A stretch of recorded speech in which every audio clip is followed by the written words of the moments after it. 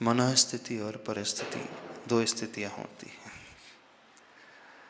दुनिया का कोई भी इंसान, सामान्य नहीं विशेष इंसान, बड़ा लीडर भी क्यों ना हो, महापुरुष भी क्यों ना हो, तीर्थंकर भी क्यों ना हो, वह भी दुनिया को बदल नहीं सकता। संभव ही नहीं है। यदि बदलना होता तो इतने सारे तीर्थंकर हो गए, वे सबको बदल करके रख देते। तो मान करके चलना, परिस्थिति बदलना हमारे हाथ में है ही नहीं। हमारे कंट्रोल में सिर्फ अपनी मनःस्थिति बदलना ही है। मनःस्थिति बदलते ही वो परिस्थिति भी बदली बदली नजर आएगी। नजरें बदलती हैं तो नज़ारे भी बदले बदले से नजर आने लगते हैं, और नजरें खराब होती है तो नज़ारा भी वैसा ही नजर आने लगता है ना। पीलिया हो जाता है तो सारे तरफ पीला पीला ही दृश्य नजर आता है।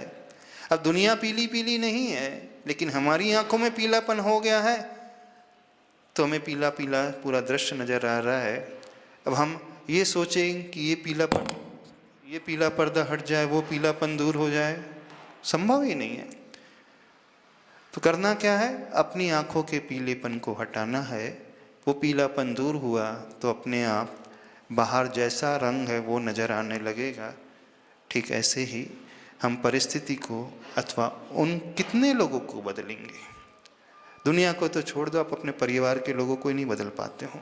अपने बच्चों को अपने अनुसार नहीं बना पा रहे हो, अपने पति को अपने अनुसार नहीं बना पा रहे हो, और तो और अपने आप को भी अपने अनुसार नहीं बना पा रहे हो।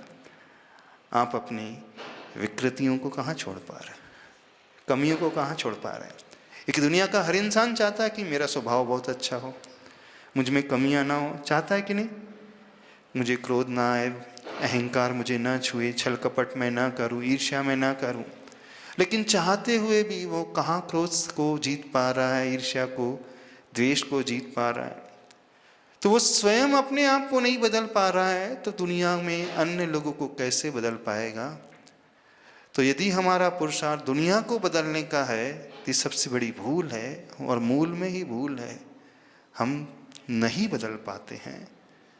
बेस्ट यही होगा अपनी दृष्टि को, अपनी मनःस्थिति को बदले, और मनःस्थिति बदलते ही कीचड़ में हमें कमल नजर आएगा, और नहीं है तो सिर्फ कीचड़ रूपी गंदगी ही नजर आएगी। मनःस्थिति बदलते ही हमें कांटों में गुलाब नजर आएगा, और नहीं है तो सिर्फ सैकड़ों कांटे ही कांटे नजर आएंगे। सच यही है कि वहीं कांटे भी हैं, वहीं गुलाब भी है, वहीं कीचड़ भी है, वहीं कमल भी है। और गुलाब कांटों के बीच ही खिलता है, कमल कीचड़ में ही खिलता है। अब ये हमारा दृष्टिकोण है, हम कांटों को देखें अथवा गुलाब को देखें, कीचड़ को देखें अथवा कमल को देखें। पर अधिकतर दुनिया सिर्फ कीचड़ और कांटों को ही देखती है। कहती अवश्य है चाहिए मुझे गुलाब और कमल, लेकिन देखती वैसे ही है।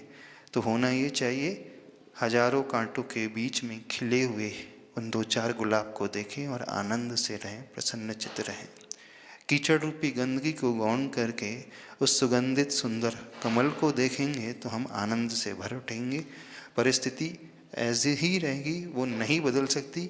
कमल का स्वभाव ही कीचड़ में खिलने का है, गुलाब का स्वभाव ही कांटों में खिलने का है। तो हमें सराउंडिंग में ऐसे ही प्रतिकूल लोग मिलेंगे जो हमारे नेचर के अगेंस्ट चलने वाले होंगे।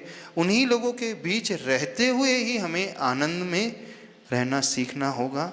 तब ये सही पुरुषार्थ माना जाता है, और यही सही साधना मानी जाती है, और यही धर्म माना जाता है।